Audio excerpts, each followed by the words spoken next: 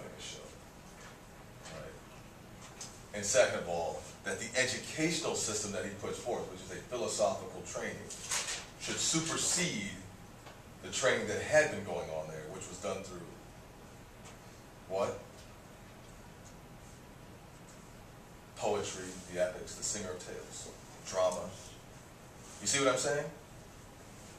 So that's his last kind of final argument at that point. The argument is complete now for him, that the world should be run by philosophers for all the reasons stated, and this was his final kick to get rid of the poets. So then he ends the Republic with a poem. Did anybody find that weird? I mean, other than that last little paragraph thing, the last thing that is said, or the last thing that is shared with us, the last argument that's being made is poetry. It's an old story. Right? What's the myth of Ur? What is the myth of Ur about? I mean, fundamentally, why do you think he told this story? Why do you think he told this story? Well, I mean, I guess it's a question of justice again, in my opinion. But the whole myth is around the central fact that this guy is killed on the battlefield, but rather than actually going through the process of the afterlife, he's still to watch and observe and just go back and that's how that would happen. So before, and you were one of the people who pointed it out, whereas for Socrates in the Apology, it was irrational actually to be afraid of death. Or it was the Crichton. It was irrational to be afraid of death, because for all we know, death is great. Right? Here's an attempt, this is what I'm saying, this is not Socrates, even though this is his voice. This is Plato talking about, well, maybe, let's think about what the afterlife might be. And maybe we should actually have some fear about it. Right? That's part of kind of this tale. Right? So, you got to tell a story about the afterlife. That can't be done philosophically. So how does this thing get set up? Like how do we get going with the myth of Ur? You said that, so like who is Ur? Like the actual details of the story itself. Like who is he? Soldier fighting in war. Mm-hmm. When he dies, rather than going straight through the process of death, he watches and then they get more into the fact that you get to choose your next life form. Yeah. But somebody chose for him to be able to tell us the story of the afterlife. That's what's so special about this guy. Right? That they were like, you can't, but you're not. Remember he kind of laid there for 10 days. For some reason his body didn't get all defiled like everybody else's. And he actually wakes up, apparently just in time. When he wakes up, where is he? Yeah. A couple more seconds, he would have really been dead. Okay. So like 12 days later, he wakes up and he shares his tale. And he's been allowed to tell us what goes on after death. Right? So he's a special character for that reason. And you do get, and it talks about the Odyssey and so on. You do get stories in Greek epics before this, where people have gone down into Hades and got a chance to kind of see old friends and that kind of stuff. Odysseus is one of those people. And so that's why he gets mentioned in here, right? But so that's kind of the setup of this whole thing is somebody that for whatever reason is given the opportunity to get a look around, see what goes on, and then come back and tell us. And that's important because we're still dealing with this, what are the consequences of being unjust? What are the consequences of being unwise in life? Kind of one of the final argument really is, well, it could affect what things look like for you after you die. So we have a story of reincarnation, right? Yes? So how you live in this life will affect who you come back as, or what you come back as. So there's consequences. And if you weren't wise in this life, what's going to happen? At some point you're given a choice, right?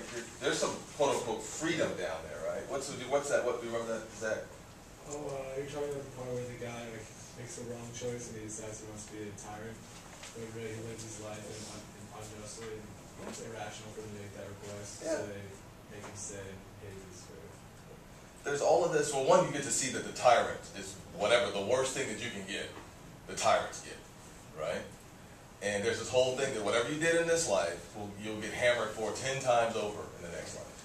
That kind of deal, right? But you do get to choose. At some point, you're presented lots to determine what order you get to choose in, right? With your given group, with your cohort or whatever. And then you get to choose which life, what kind of thing, how you will come back. And so if that guy chose improper, and the whole idea is wise people, or people that were wise in life, will make wise decisions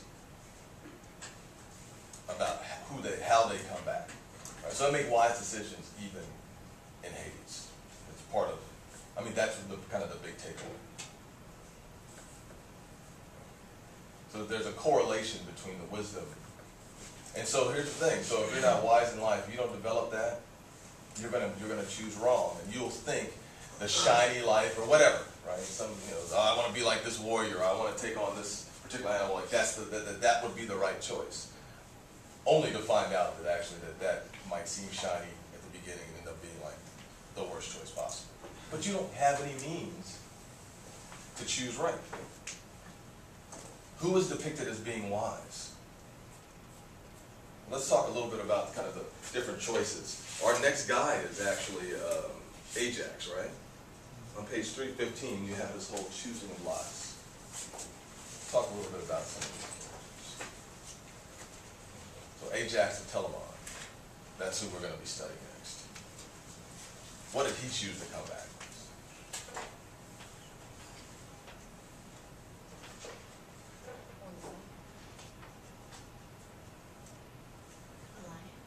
Why is that?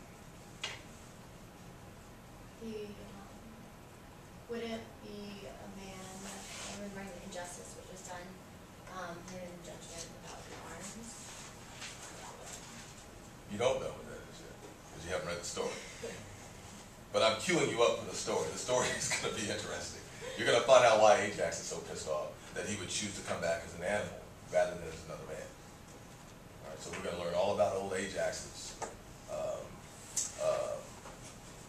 what his beef is with humanity. We also get, though, and this is all Trojan War stuff. Agamemnon.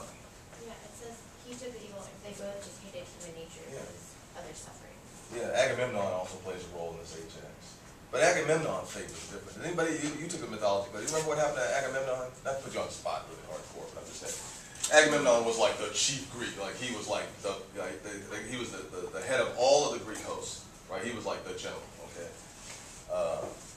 Didn't end well for him.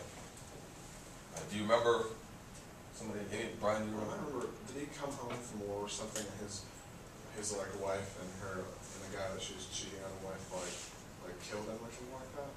Or is that what you remember? Well, in Troy, Brad Pitt killed him, I think. What's that? In Troy, I think Brad Pitt killed him. Yeah, well, it wasn't Brad Pitt Achilles. Yeah, he's Achilles. He's like the smallest Achilles of all time. Yeah, they were on the same side, so that they hated each other. They totally hated each other, right? But you're correct. Clytemnestra was his wife. He comes home. Remember, this is like 11 years later. He's kind of picked up a life with another dude. Comes back to his castle, right? And they put a web on him while he's in the bed and chop him up, or in the tub and chop him up. The Greek stuff.